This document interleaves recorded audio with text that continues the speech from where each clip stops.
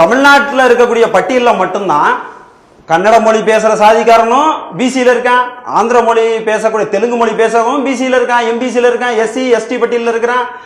கேரளாவில் இருக்கக்கூடிய பட்டியல் அந்த சாதியை சார்ந்தவனும் பிசி எம்பிசி பட்டியலில் இருக்கான். அப்போ என்ன, எல்லாம் நீங்களும் தனித்தனியா ஒரு மாநிலத்தை பிரிச்சுட்டு போய் அதிகாரம் வாங்கிக்குவீங்க, எங்களோட அதிகாரத்திலே நீங்க பங்கெடுத்துவீங்கன்னா அது எப்படி நாங்க ஏற்க முடியும்? இந்திய அரசியலமைப்பு சட்டம் நாளைக்கு எங்க வேணா காஷ்மீர் கூட முதலமைச்சராக தான் சொல்லியிருக்கு. ஆனா அந்த மக்கள் விடுவாங்களா?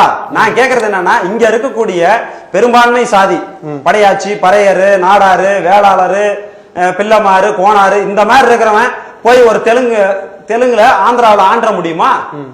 அவங்க மட்டும் நாயுடு, இது மலையாளிகள்ல இருந்து கன்னட பிராமணரு இந்த மாதிரி ஆட்சி ஆள்றாங்க. அதனாலதான் நாங்க எங்க கேட்கிறோம், தமிழர்களின் உரிமை ஒவ்வொரு இடத்திலும் மறுக்கப்படும் போது இந்த பிறமொழியாளர்களாக இருக்கக்கூடிய ஆட்சியாளர்கள் எல்லாத்திலையும் சமரசம் பண்ணிட்டு போயிடுறாங்க. எந்த இது எடுங்க சமரசம் தான். ஐயா சொன்னாரு சென்னப்ப நாயக்கர்னு சொல்லி, உண்மையாலுமே நாயக்கருங்கிற பட்டம் சென்னையே வந்து சென்னப்ப நாயக்கர் அங்கதான் ஒரு கேள்வி இருக்கு. அதாவது விஜயநகர பேரரசுல இருந்து வர்றாங்க, மதுரையில ஆட்சி பண்றதுக்கு ஒரு நாயக்க மன்னர் வர்றாரு. அந்த நாயக்கர்னு அதுக்கு முன்னாடி அவங்களுக்கு நாயக்கர்ன்ற பேர் இருந்ததா? இல்ல. இந்த நாயக்கருங்கிறது வன்னியர்களுக்கான பெயர். அந்த பட்டத்தை திருடிக்கிட்டு தான் அவங்க வச்சுக்கிறாங்க. அதே இடத்துல மைசூருக்கு ஒரு விஜயநகர மன்னர் போறாரு, அங்க ஆட்சியை பிடிக்கிறாரு. அவர் வந்து தமிழர்களுக்கு உரிய உடையாருங்கிற பட்டத்தை வச்சு அங்க ஆட்சி பண்றாரு. இவங்க ரெண்டு பேருமே ஒரே சாதிக்காரங்க, கம்மா நாயுடு. அதுதான் நாங்க சொல்றோம், இவங்கெல்லாம் தமிழர்களின் பட்டத்தை திருடி தன்னுடைய சொந்த இனத்தை மறைத்து இனத்துரோகம், அந்த இனத்துக்கே இனத்துரோகம் பண்றாங்க. நாங்க இப்ப அரசியலுக்கு நீங்க வர்றீங்க, தெலுங்கு சொன்னா தமிழ்நாட்டுல ஜெயிக்க முடியாது. நீங்க ஒண்ணுமே இல்ல, நாயுடு சமூகம் வந்து நிறைய இடத்துல வந்து இன்னைக்கு கூட 23 எம்எல்ஏ இருக்காங்கன்னு சொல்றாங்க. கணக்கு அப்படிதான் சொல்லுது. 2001 இருந்து எடுத்து பாத்தீங்கன்னா 43 46 எம்எல்ஏ எல்லாம் இருந்திருக்காங்க. இன்னைக்கு 23 எம்எல்ஏ இருக்காங்க. நாங்க என்ன கேட்கிறோம், நீங்க உங்களை தமிழரா தெலுங்கரான்னு அடையாளப்படுத்துங்க. அப்ப தமிழர்களுக்கு தெரியும் தமிழனுக்கு வாக்கு செலுத்தணுமா இல்ல தெலுங்கருக்கு வாக்கு செலுத்தணுமான்னு. நம்மளுடைய தமிழ் இனங்கள் தான் இங்க 87% இருக்கு. தெலுங்கர்கள், தெலுங்கு தாய்மொழி பேசுபவர்கள் அதிகமா மாவட்ட செயலாளர்களும் அதிகமா பொறுப்புல இருக்கக்கூடிய கட்சியை ஏதோ பாக்குறீங்க. அதிமுகவிலும் இருக்காங்க, திமுகவிலும் இருக்காங்க, ரெண்டு கட்சியிலுமே இருக்காங்க, ஏன் காங்கிரஸ்லயும் இருக்காங்க, எல்லா அரசியல் கட்சிகள்லயும் இருக்காங்க. ஆனா ஒரே ஒரு விஷயம் என்ன, ஜனநாயக நாட்டுல வந்து மெஜாரிட்டியை வச்சுதான் அரசு வந்து நிர்ணயிக்கப்படுதே தவிர மைனாரிட்டியை வச்சு அல்ல. தமிழ்நாட்டில் தமிழர்கள் தான் மெஜாரிட்டி, 87% இருக்கிறோம். ஓட்டு போடணும் இல்லைங்க, மெஜாரிட்டி தம்பி இங்க பாருங்க, இங்க பாருங்க, மெஜாரிட்டின்னு வாயில சொன்னா போதுமா? வாக்கு வேணும் இல்ல, ஓட்டு போடணும் இல்ல சார். ஓட்டு போட்டா தானே மெஜாரிட்டியா மைனாரிட்டியான்னு தெரியும். ஓட்டு போடாம நான் வந்து மெஜாரிட்டின்னு எப்படி சொல்ல முடியும்? யோசிச்சு பாருங்க. அதிகமா ஓட்டு வாங்குறாங்க, அதிகமா எம்எல்ஏக்களை வச்சிருக்காங்க, அவங்க ஆட்சி அமைக்கிறாங்க, அவங்க திறமை அது.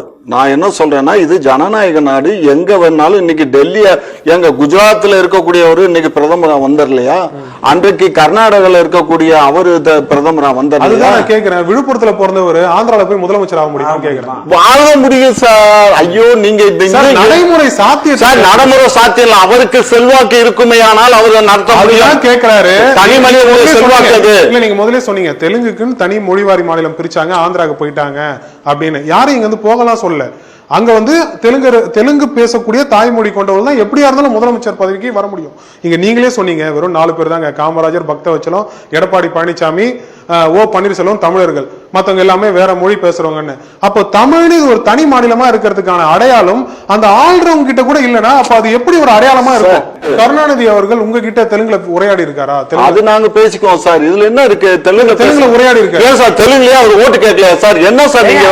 அவர் தமிழின தலைவர் கிடையாது. நான் இப்பயும் சொல்றேன், அவரு தான் தன்னை தமிழினம் சொல்றதை நீங்க எவ்வாறு பாக்குறீங்க? கருணாநிதி அவர்கள் மறைகிற வரைக்கும் அவர் பையனும் ஸ்டாலின்ல இருந்து இன்னைக்கு உதயநிதி வரைக்கும் எல்லாம் தங்களை தமிழினம் அப்படின்னு சொல்றதை நீங்க எவ்வாறு பாக்குறீங்க சார்? அவங்க தமிழினம் நீங்க சார், அவங்க தமிழினம் சொல்லல, நல்லா புரிஞ்சுக்கோங்க. திராவிட கல்ச்சர்ல திராவிட தமிழின தலைவர் தான் கருணாநிதியை வலியுறுத்துறாங்க சார்.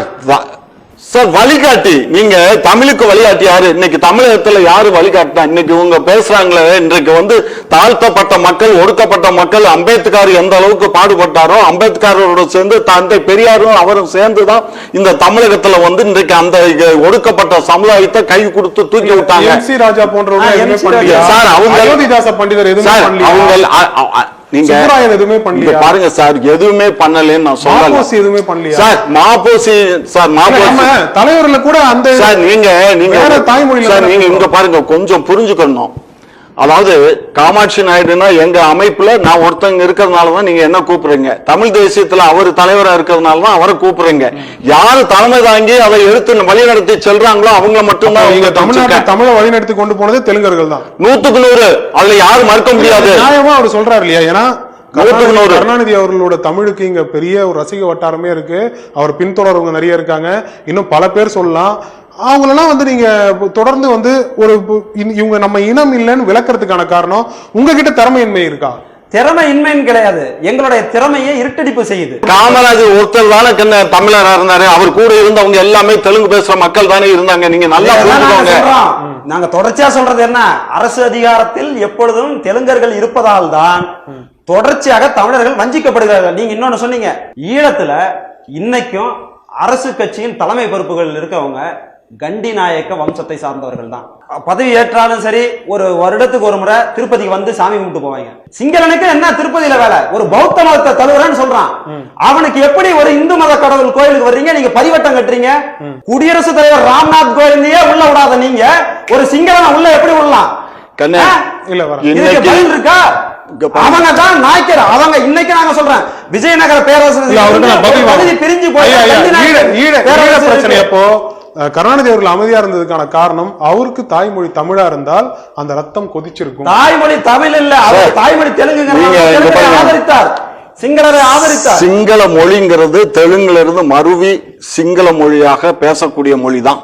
அதுல ஒன்னும் டவுட் இல்ல, மாற்று கருத்து கிடையாது. இன்னைக்கு இது ஆவணமாவது சிங்களம்ன்றது தெலுங்குல இருந்து மருவி போனது. அது மட்டும் இல்ல, கீழை நாடுகள் ஃபுல்லாவே தெலுங்குல இருந்து மருவி போனது. ஆனா அந்த தெலுங்கு எதுல இருந்து வந்தது? தமிழ்ல இருந்து வந்தது. நீங்க பேசி எது கரு மூலக்கரு இது தமிழ் இல்ல.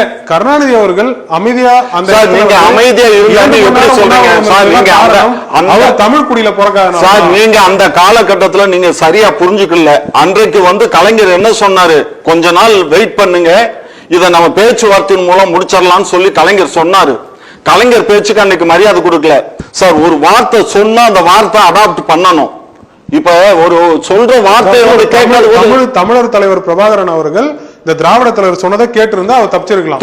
அப்படின்னா அவர் தலைவராகவே இருக்க முடியாது. பெரும்பான்மையான தெலுங்கர்கள் தமிழ்நாட்டுல இருக்கமா இல்லையாங்கிறது பிரச்சனை இல்ல சார். நாங்க இருக்கோம் சார். நாங்க இன்னைக்கு வந்து 52 ஜாதி இருக்கோம் சார். தெலுங்கு மொழி பேசக்கூடியவங்க தமிழ்நாட்டுல இருக்கோம். எவ்வளவு 5000 கணக்குல இருக்கிறோமே. 2001 மக்கள் தொகை கணக்கெடுப்புல நீங்க எடுத்து பாருங்க, 87% தமிழ் மொழியை தாய்மொழியாக கொண்ட தமிழ் குடியில் பிறந்தவர்கள். அங்கதான் விஷயம் இருக்குது. அதுதான் வந்து 87% இருக்கிறோம். 8% குறைவா தான் இருக்காங்க. நாங்க என்ன கேட்கிறோம்? உங்களை இந்த நிலத்துல நாங்க எவ்வளவோ அதிகாரத்தெல்லாம் சுவைக்க கொடுத்துட்டோம். அதிகாரத்துல நீங்க இருந்துட்டீங்க. நாங்கள் தமிழ் தேசியம் பேசும்போது எங்களை வந்தேரி என்று சொல்லுவதற்கு நீங்க யாரு?